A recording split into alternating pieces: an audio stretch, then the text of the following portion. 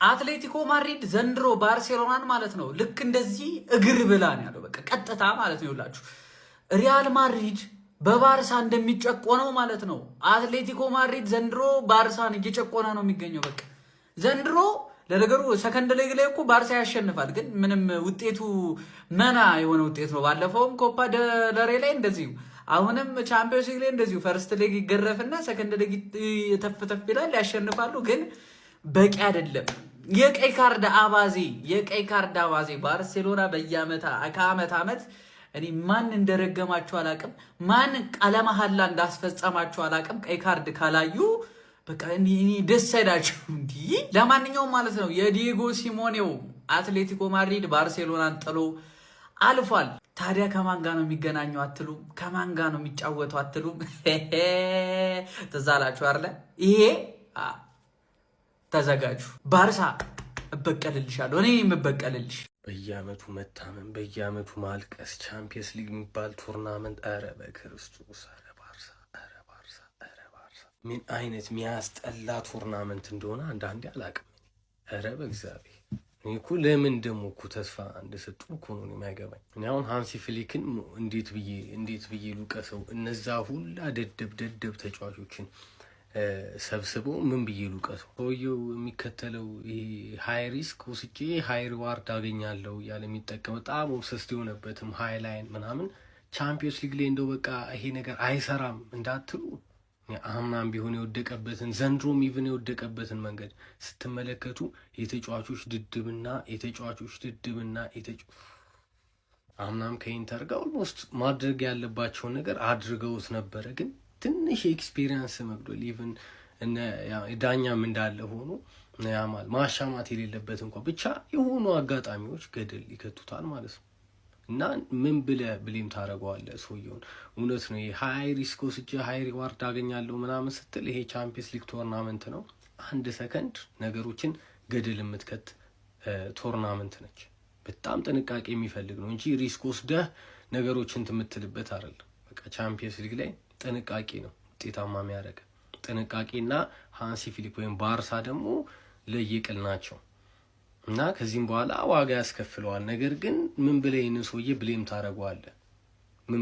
ታደርገዋለህ? እንደዚህ አይነት የበሰበሱ ተጫዋቾችን እያጫወተ ማለት ነው። ራሽፎርድ እኔ ዩናይትድ ቤት ጨጓራዬን ሲልጠው ኖረ። አሁን መቱን ባርሳም ጋር ጨጓራዬን እየላጠው።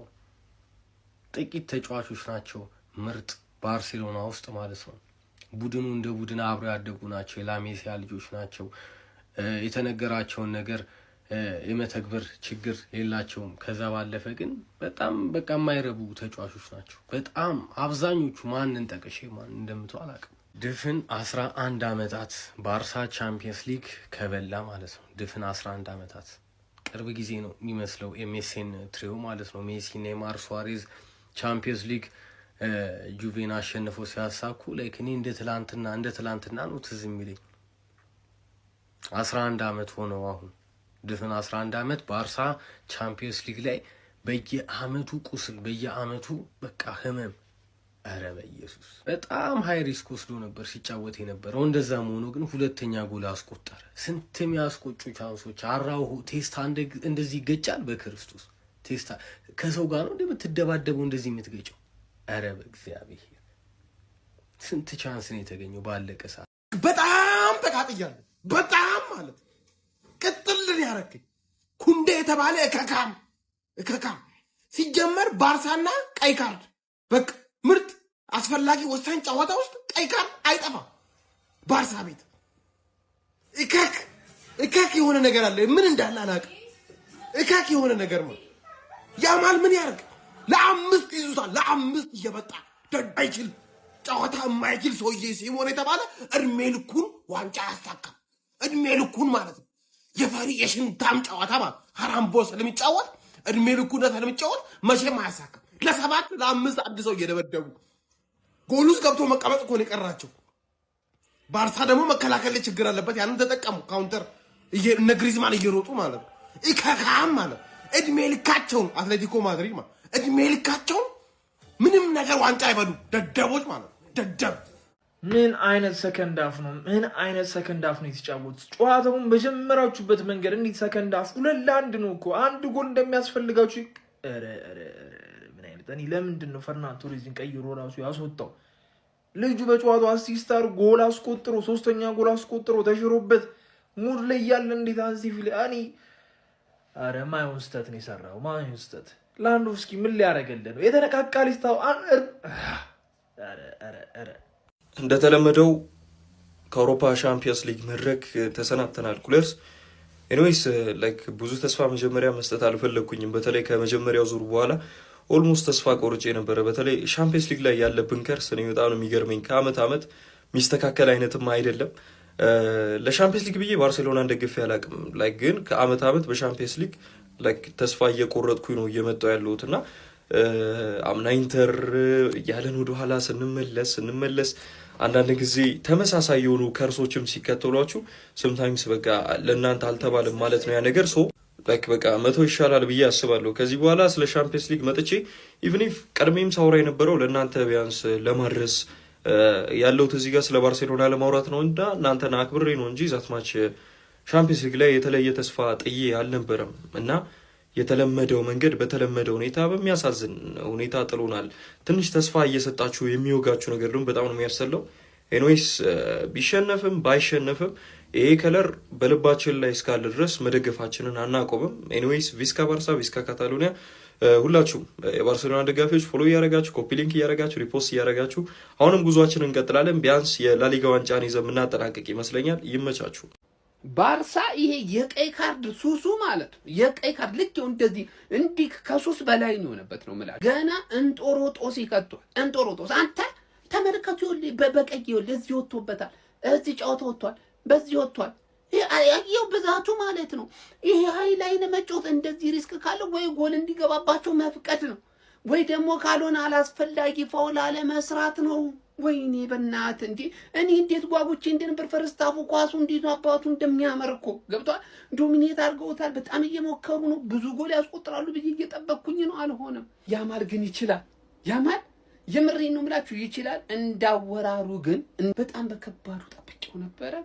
ኖርምዬ ነው ግን ከባርሳ ጋር የመገናኘት የዘመናት ምኞቴን ገደልን የከተተው ይሄ የቀይ ካርድ ሱስሽ ባርሳ አፈራባሽ ባርሳ ወይኔ ባርሴሎና በአትሌቲኮ ማድሪድ ናካውት ተደረገች። ማን 2-1 ብታሸንፍም በእለቱ 2-0 ነበር ያለፈው ጨዋታ ተደገመ። ዛሬ ደግሞ ኤሪክ ጋርሲያ ቀይ።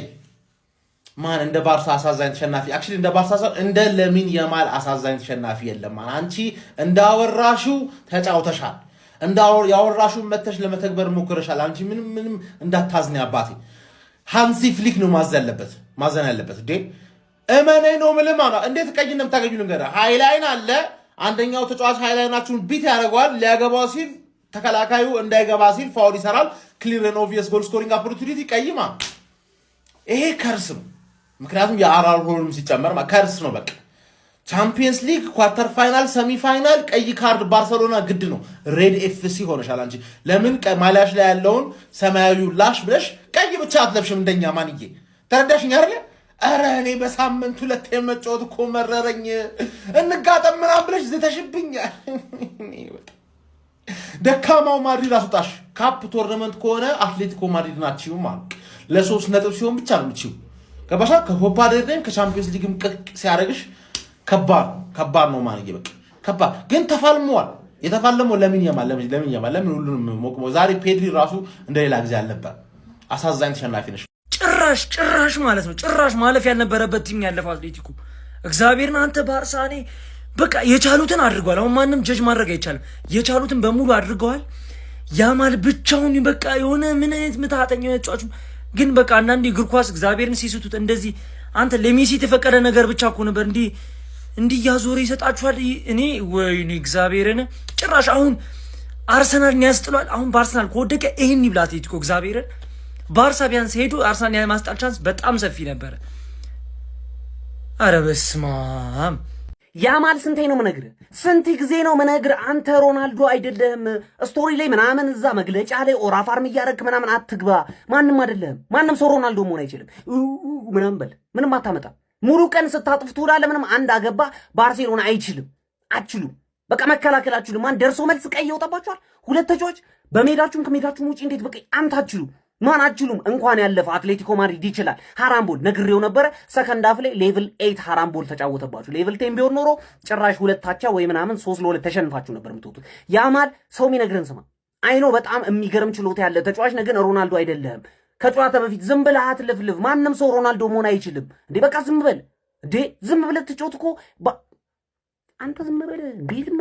ዝም በል ዋው አንተ ምን ጉድ ነው? ምን አይነት ጨዋታ ነው ያየነው? ሀቢቢ ማን ባርሴሎና አሳዛኝ ያው ወዳቂ ነው የሚባለው። ጨዋታውን አሸንፏል። ግን እኔ ባርሳ ደጋፊም አይደለሁም እንዳልፍም አልፈልግም። ሀቢቢ ቢያልፍ ኑሮ ነፍሳችን ነበር የሚያወጣል። ይሄ አዛ የሆነ ክለብ ነው ሀቢቢ። ለዚህ ለሰውዬ ደግሞ ደስ ብሎኛል። ይገባዋል ማን ሲሞኒ ማለት ነው ሀቢቢና እኔ ምን ተረዳው መሰላችሁ? የሁለቱም ክለብ ተጫዋቾች ያያችሁ ስሜታቸው አንተ እስከ ጥጉ ነው የሚታገሉት። እኔ በቃ ይሄንን መንፈስ ነው አሁን የክለብ ተጫዋቾች ላይ ማየት እንፈልገው፣ ደጋፊውንም ጨምሮ ማለት ነው። እያያችሁ ነው አትሌቲኮ ደጋፊ ማለት ነው ከመጀመሪያው እስከ መጨረሻው እንዴት ሲደግፍ የኛዎቹ ይቀረዛሉ 70ኛው ደቂቃ ላይ ማለት ነውና ያው ጋሽ ሲሞኒ ነው ማለት ነው የምናገኘው። እናስቀይማለን። እኔ ደስ ብሎኛል ማለት ባርሳ ያገኘን ይበላል ነበር። ሰከንድ ሃፍ ያማሉ አቀዘቀዘች ምናምን ብቻ ጽድት ያለ ጨዋታ ሀቢቢ፣ በጣም ጽድት ያለ ጨዋታ ነው ያየነው። እስኪ ሐሳባችሁን ኮሜንት ላይ አስቀምጡልኝ። እግር ኳስ የቡድን ጨዋታ ነው እንጂ ዛሬ ላሚን ያማል ያልፍ ነበር። ገና ፈርስት ሃፍ ነበር የሚያልፈው ማለት ነው። ጨዋታው ገና ሲጀምር በ40 ሰከንድ ውስጥ የሚገርም የመጀመሪያውን ኳስ ሲነካ የሚያስደነግጥ ሙከራ ነበር ያደረገው ማለት ነው። ከዛ በኋላ ገና በ4 ደቂቃ ቆንጅዬ ጎል ራሱ ፕሬስ አድርጎ ተጭኖ ተቀብሎ ኳሱን አሲስት ተደርጎለት ቆንጅዬ ጎል አስቆጥሮ ግን እንዲመራ አደረገው። ከዛስ ስንት ኳስ ነበር የሰጣቸው? በስማ ትሪቤሎን ጣል ያደርገዋል። እዛ ጋር ስንት ኳስ ነበር አሲስት ያደርገው? የኦልሞ ኳስ ራሱ ስንት ኳስ ማለት ግን አልተመጣጠኑ። እሱ አሲስት የሚያደርግላቸው ሰዎችና የእሱ ግር አልተመጣጠኑም ጭራሽ። በጣም ነው ያሳዘነችኝ። ጀለስ ለጀለስ ሲባል ቢያልፍ ሁላ ደስ ይለኝ ነበር። አምናም ያን የመሰለ ፐርፎርማንስ እና ኢንተር ላይ ምናምን አሳይቶን ባርሴሎና ወደቀ ማለት ነው። አዝናለሁ ባርሴሎና ደጋፊዎች። አትሌቲኮ ዲያጎ ሲሞኒ ዋንጫውን ቢያመጣው ሁሉ በጣም ነው ደስ የሚለኝ። ይመቻችሁ። አዎ አቡሻ ባርሴሎና ታግሎ ነበረ። ነገር ግን የሲሞኒ ቡድን በዋዛ ፈዛዛ የሚታለል አይደለም። ያራዳ ባርሳ ታግሎ ነበረ። ጎበዬ ነው ማለት ቀይ ካርድ ግን ግዴታ ነው እንዴ ባርሴሎና ውስጥ? ቼልሲ ሳመው እንዴ ባርሳን? ምንድነው ጉዱ ነው? ቀዩን ያራዳል።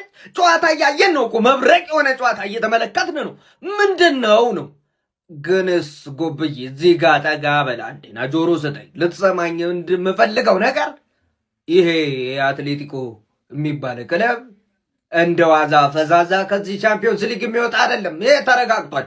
ስማኝ ባርሳ የመጨረሻ በቃ አገባው ስትል ከየት እንደሆነ አይታወቅም ይወጣል ኳሱ።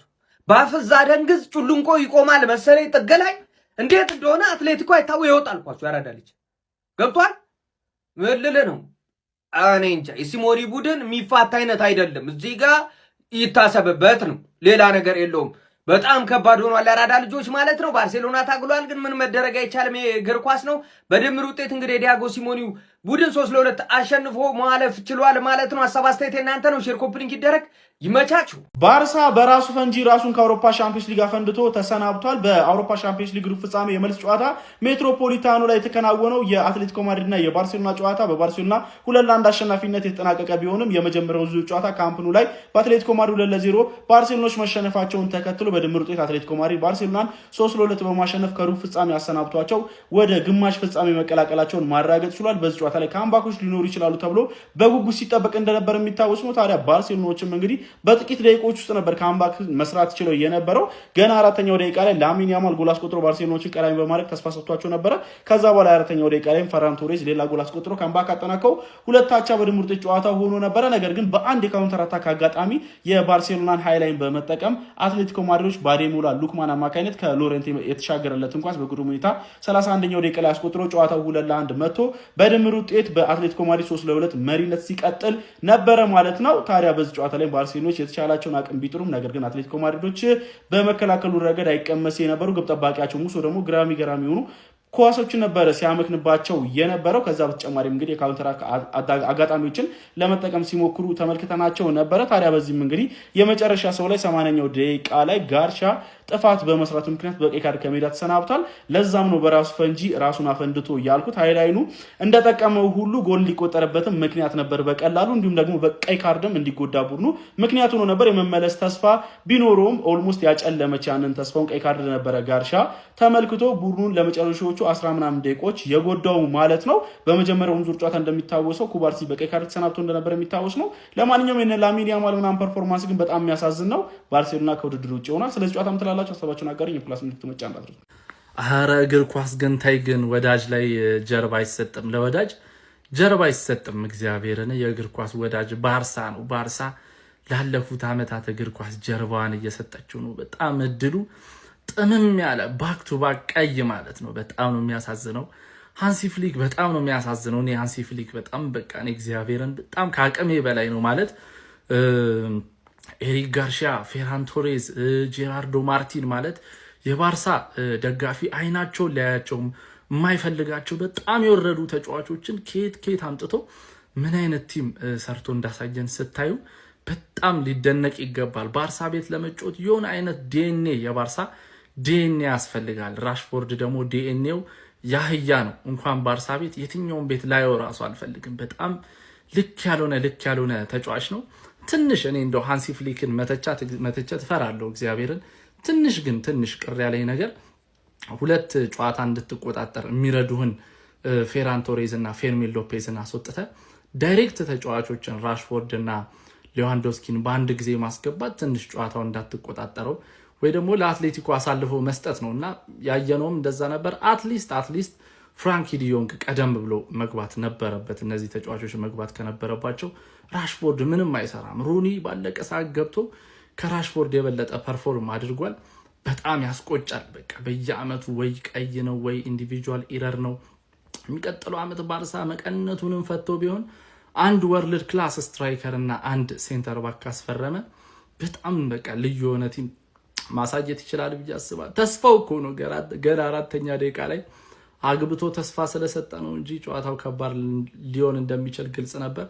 ኮፒ ሊንክ ሪፖስት ያረጋችሁ ሐሳብ አስተያየታችሁን ኮሜንት ላይ ይሜ አንጂ ከርስ ያለብሽ ከርሳም የስፔን ክለብ ማለት ነው ወያላውን ታስወግድልኛለች ከሻምፒዮንስ ሊግ ይቀባል ተስፋ አድርጌ እቋጥረልሻለሁ። አንቺ ከሌላው ብሰሽ ትገኛለሽ ትሻለሽ ስትበይ ማን ነው ሸሙ ወያላውን የሚያስቆምልኝ? ሻውን ቆይ ማን ነው? መታገል ለፍቻለሁ ምናምን ቀይ ካርድ ወጥቶብኝ በየጨዋታው ነው ቀይ ካርድ የሚወጣብኝ። ወይ አንደኛው ለምዘጠኝ ጨዋታ ይዘሽ አትገቢም።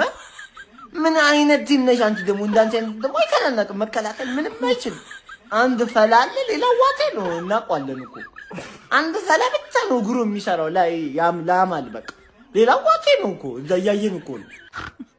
አረ በጣም ነው በቃ አሁን ወያለውን ማን እንደሚያስቆምልኝ አላውቅም። በቃ ቻምፒዮንስ ሊግ ላይ ሌላ ስራ ጨመርሽብኝ አንቺ። ያው አረ ባርሳ ልጅነቴ አረ እድል ተጫውተዋል።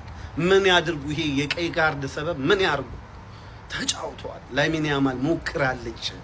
የሚገርም ተጫዋች ነው የምር። እግሩ ላይ ኳሱ ያምራል። ነገር ግን በቃ እግር ኳስ አንዳንዴ እድል ያስፈልጋል። እድል ደግሞ ከአትሌቲኮ ማድሪድ ጋር ነበረች።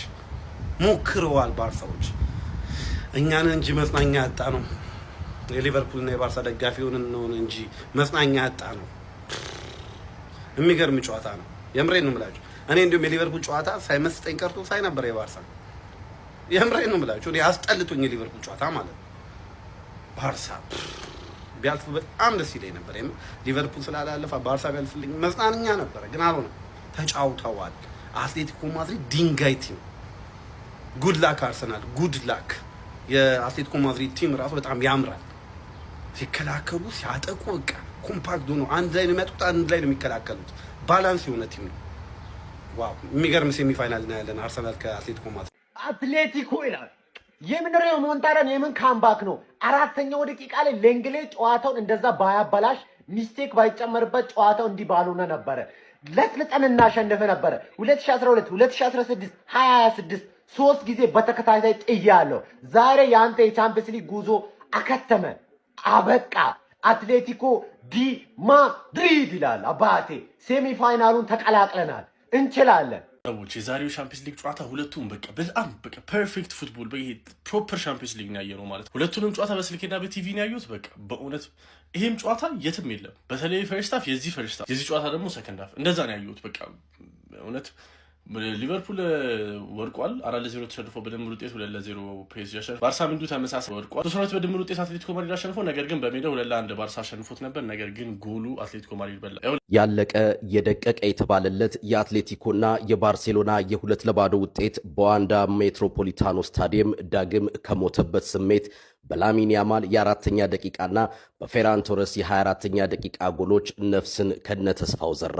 ሆኖም ሉክማን በዛ በጋልና በተንተከተከው የባርሴሎናዎች ድልን የማስቀጠል ስሜት ላይ በ31ኛው ደቂቃ ቀዝቃዛ ውሃ ቸለሰበት። የጨዋታው ፉክክር በሙከራና በጎል ብቻ የታጀበ አልነበረም፣ በቀይ ካርድና እንደ ጅረት በተንቆረቆረ ደም ጭምር እንጂ። ቻምፒዮንስ ሊግ ውበቱ ይሄ ነው። እግር ኳስን የምንወድበት ምክንያቱ ይሄ ነው። የዛሬውን ጨዋታ እንዴት ተመለከታችሁት? ሐሳባችሁን አጋሩኝ። ፎሎ ማድረጋችሁም እንዳይረሳ። መልካም ጊዜ።